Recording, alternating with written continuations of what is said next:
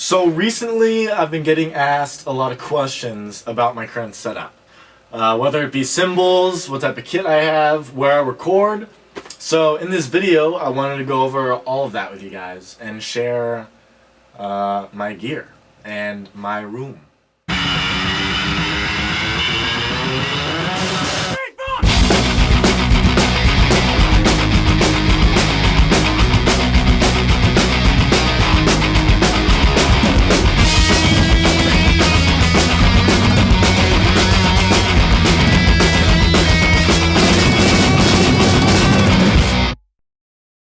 So, this is one of the most common angles I use for most of my videos, but if I take you right off, hey, this is my room.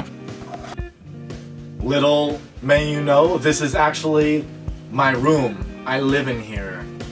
We built a sound room in my garage, me and my dad. I have a 3-car garage, there's one tandem garage, and we built a wall and made it my sound room.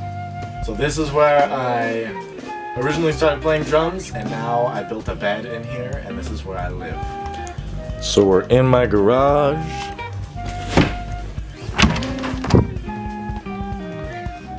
So this is where the magic happens. It's my bed. This is a photo that my friend Michael Sucre took. Random huge canvas thing. Picture of my drum set. Mini fridge. Lights. Light, another light, microphone, painting I made a while ago. My friend Dylan helped me build this dresser right here to hold all my clothes. If you need any dressers for your music room, hit up Dylan Farrow. So in a lot of my videos you guys have seen this thing. I just wanted a big art piece to go behind my drum set. What it is 4 foot by 8 foot, I believe, soundboard. And I wrapped it in canvas, painted the top half black, painted the bottom half white, and then I got these planks of wood and cut them in that manner to form this art piece. I don't know what it means, but for some reason I've always drawn this pattern on like a lot of my artwork and stuff. I have the same piece right here, this has the same type of drawing on it, but I just wanted something behind my drum set that kind of I felt like represented me, or something that people would see, be like, oh, that's kind of cool, you know? I like it. I think it accents everything very nicely. Let me show you guys my absolute favorite part of my room. It's the water heater. Definitely the water heater. I just love the contrast between everything else. It's beautiful. I like it. Just kidding. I need to cover it or something. She called me by surprise at night.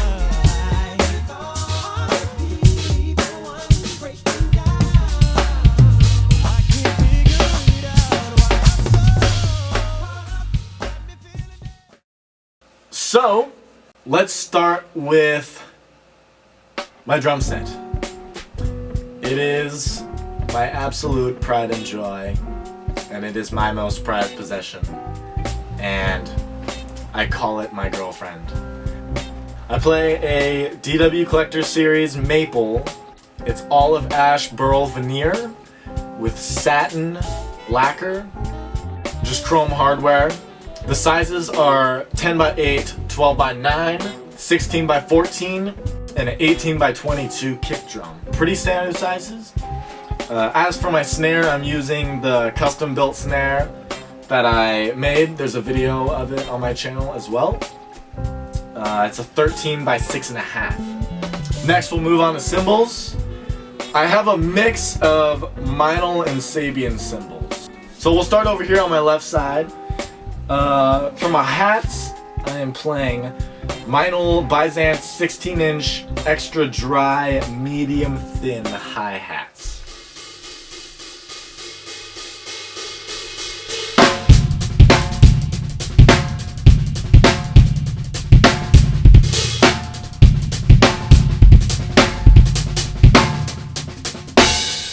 These things are the bee's knees. They create a super unique sound.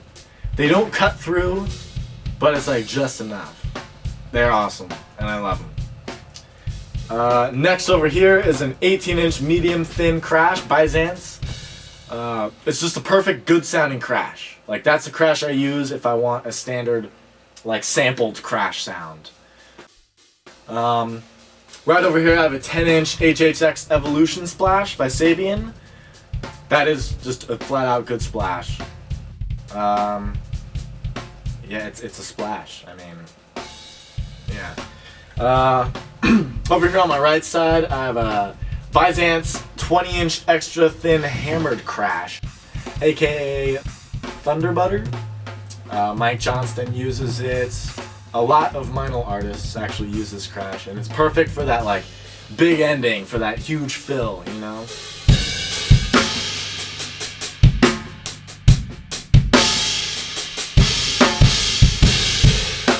Like Mike Johnston calls it Thunder Butter because it's like thunderous with a hint of butter, and it's like has this buttery sound to it, and it just feels amazing to play. I love this crash. Next, underneath my Byzance 20-inch crash, I have 18-inch Sabian Cymbal Vote Sick Hats. For 2013-14, Sabian released their Cymbal Vote cymbals that you guys could all vote on, and these were ones that didn't get picked.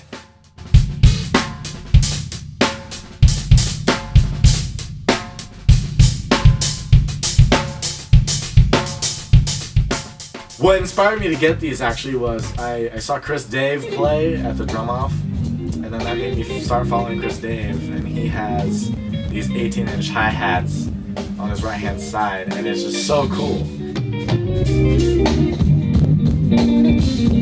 And I use them as an X-hat slash stacker, because they kind of have a perfect cross between the two, you know. You can tighten them down and it sounds like a good hi-hat, or you loosen them up and it creates a nice trashy stack sound. And then over here on my very right, I'm playing my old Byzance 22-inch Sand Ride, and it's Benny Greb's signature ride.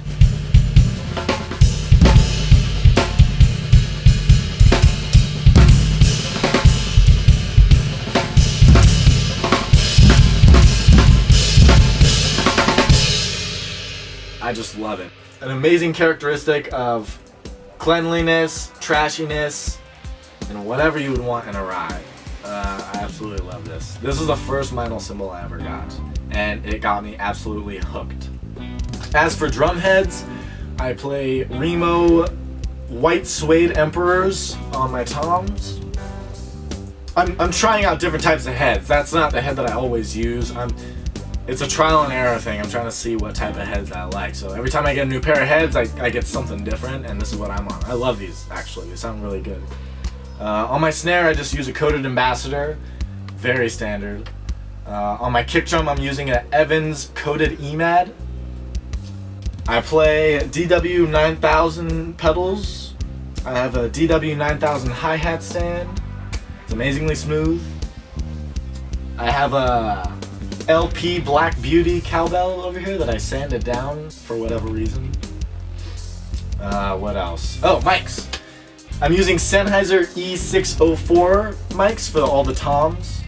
I'm using an AKG D112 for the kick. As for overheads, they kind of vary. My overhead selections are kind of weird, but always condenser mics for the overheads. And of course a Shure SM57 on the snare. Can't have anything else but an SM57 on the snare. I play Bigfoot Extreme 8D drumsticks, wood tip, but I'm still trying to figure out what drumstick I like. I switch drumsticks every couple of months or so. And it depends on what I'm playing too, it depends on the style I'm playing. So that is my drum set.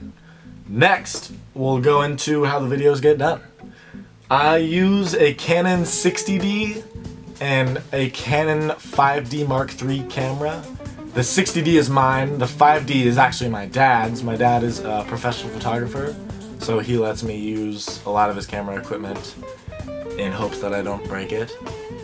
What happens is, I press record on the camera, press record on the computer, I record my jams, and what happens is the mics pick up the sound and goes into this interface.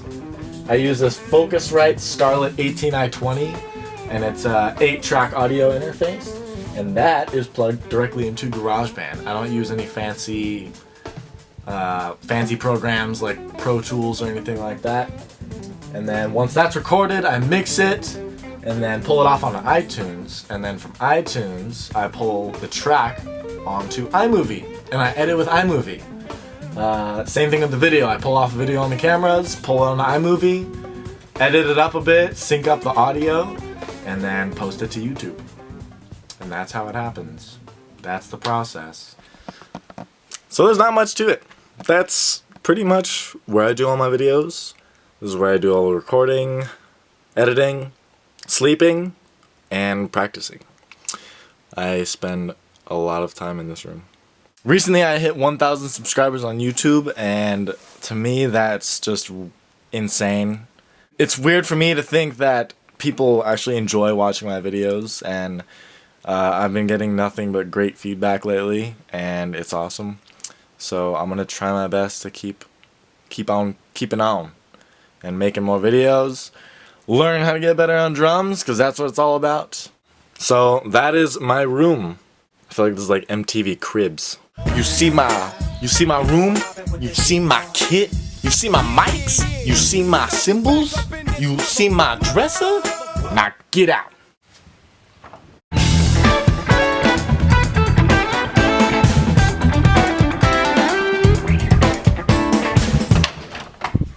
Oh, I didn't see you there. Welcome.